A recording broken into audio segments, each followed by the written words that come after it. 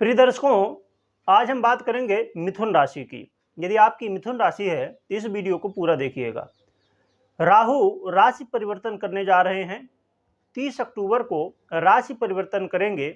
अभी तक ये मेष राशि में थे, अब मीन राशि में परिवर्तन करके जाएंगे और आपके एकादश भाव लाभ भाव में अभी तक ये विराजमान थे। तो ये जो 18 महीना गए उसमें बहुत सारी समस्याएं इन्होंने दिया। तो हम इस वीडियो में जानेंगे कि अब राहु राशि परिवर्तन करने वाले हैं तो आपको क्या रिजल्ट मिलेंगे, क्या क्या रिजल्ट में जीवन में बदलाव होने वाला है, आपके जीवन में बहुत बड़ा यू टर्न आने वाला है, लाइफ में बहुत बड़ा चेंज आने वाला है। तो हम जानेंगे इस वीडियो में, क्योंकि मिथुन राशि के लोग बहुत ज़्यादा बुद्धिमान होते हैं। इनकी बुद्धि बहुत तीव्र होती है। हर एक काम को कितना भी कठिन हो, ये अपने बुद्धिमत्ता के दम पे हर एक काम को बड़े आसानी से कर लेते हैं।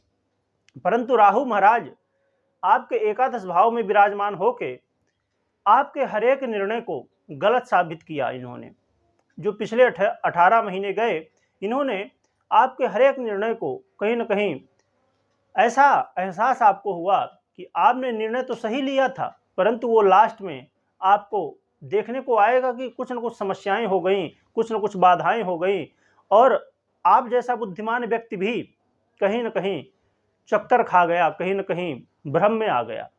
क्योंकि राहु भ्रम के अधिपति हैं, अर्थात जो लोग भ्रमित हो जाते हैं उसमें राहु का बहुत बड़ा हाथ होता है।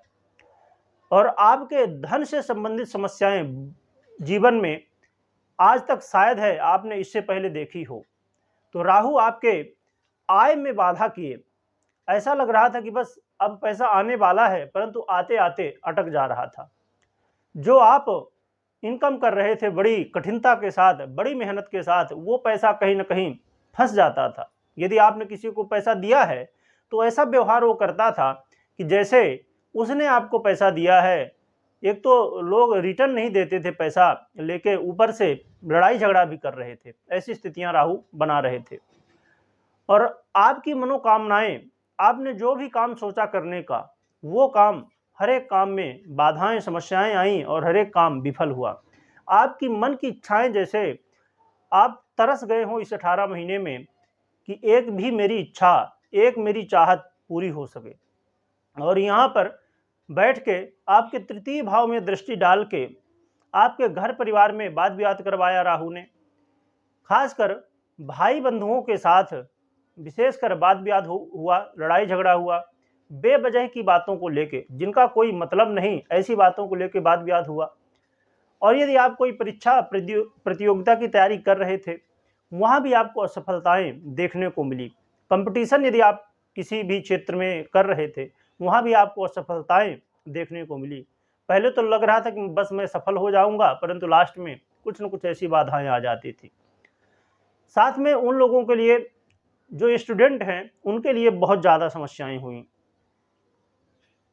क्या हुआ कि स्टूडेंट पढ़ाई में मन तो लगाना चाहते थे, बहुत ज़्यादा कोशिश कर रहे थे, परंतु कहीं ना कहीं सोशल मीडिया हो या ऐसे यार दोस्तों के साथ समय बेफालतू में बीत गया।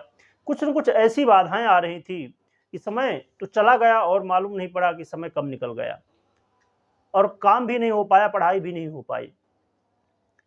तो इसलिए राहु बहुत ज़्यादा समस्याएं आपको उत्पन्न कर रहे थे, आपके आत्मविश्वास को भी कमज़ोर कर रहे थे। क्योंकि आप हर एक निर्णय जब गलत साबित हो रहा था तो आप अंदर से टूट गए थे, जैसे कि अब मैं जो कर रहा हूँ, अब आप डर भी रहे होंगे कि मैं कोई निर्णय ले रहा हूँ तो पता चले फिर से समस्या ना हो जाए, फिर से कोई ना कोई बाधा आ जाए।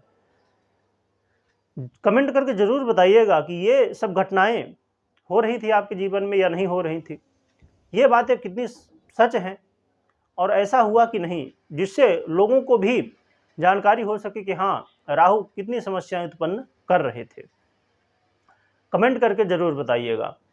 और फिर इन्होंने अपनी सप्तम दृष्टि पंचम भाव में डाला और संतान से संबंधित समस्याएं, आपके संतान के जीवन में समस्याएं, बाधाएं, संतान का आपके प्रति जो व्यवहार रहा वो कहीं ना कहीं आपको अपमानजनक लगा।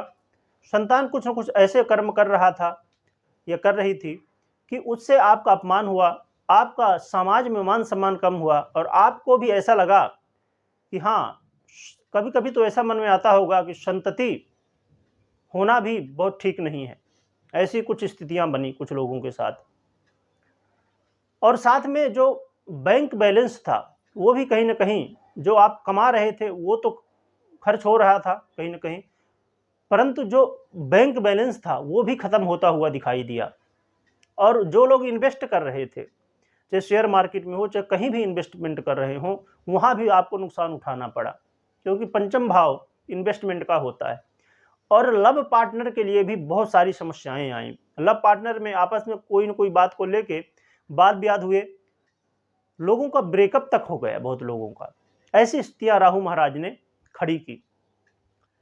साथ में सप्तम भाव में दृष्टि डाला, और सप्तम भाव अर्थात दाम्पत्य जीवन, मैरिज लाइफ में बहुत सारी समस्याएं आई। जिन लोगों का विवाह होने वाला था उनका विवाह रुक गया, शादियां रुक गई, कुछ न कुछ कारण बना और शादियां टूट गई। और जिनका विवाह हो चुका है, मैरिज लाइफ है, लव, तो उनके जीवन में कहीं ना कहीं वाद विवाद बेवजह की बातों को लेके, जिसका कोई अस्तित्व नहीं है, जिसका कोई मतलब नहीं है। तो ये स्थितियां सब बनी, परंतु अब मौका है, अब बहुत बड़ा बदलाव आपके जीवन में होने वाला है, क्योंकि राहु महाराज अब आपके दसम भाव में परिवर्तन करके जाएंगे। तो अभी तक जो समस्याएं आ रही थी, बाधाएं आ रही थी, चाहे मैरिज लाइफ हो, लव लाइफ हो, चाहे पैसे को लेके हो, और चाहे आप इन्वेस्टमेंट कर रहे थे या संतान को लेके हो, सभी समस्याएं दूर होंगी। तो बहुत जल्द पार्ट 2 आने वाला है कि राहु जब परिवर्तन करेंगे 30 अक्टूबर को, तो उसका क्या प्रभाव मिलेगा, क्या अच्छा फल और आपके जीवन में क्या बदलाव और भी आएगा, उसे हम डिटेल में जानेंगे। तो चैनल को सब्सक्राइब करें, और यदि वीडियो में एक बात भी आपको सही लगी हो तो कमेंट करके ज़रूर बताएं कि हाँ, ये सही है कि नहीं है। इसी तरह की वीडियो मिलती रहती हैं, और लोगों के साथ शेयर जरूर करें, जिससे लोगों को मालूम पड़े कि हाँ, अब उनके जीवन में क्या बदलाव आने वाला है। वीडियो देखने के लिए बहुत बहुत धन्यवाद।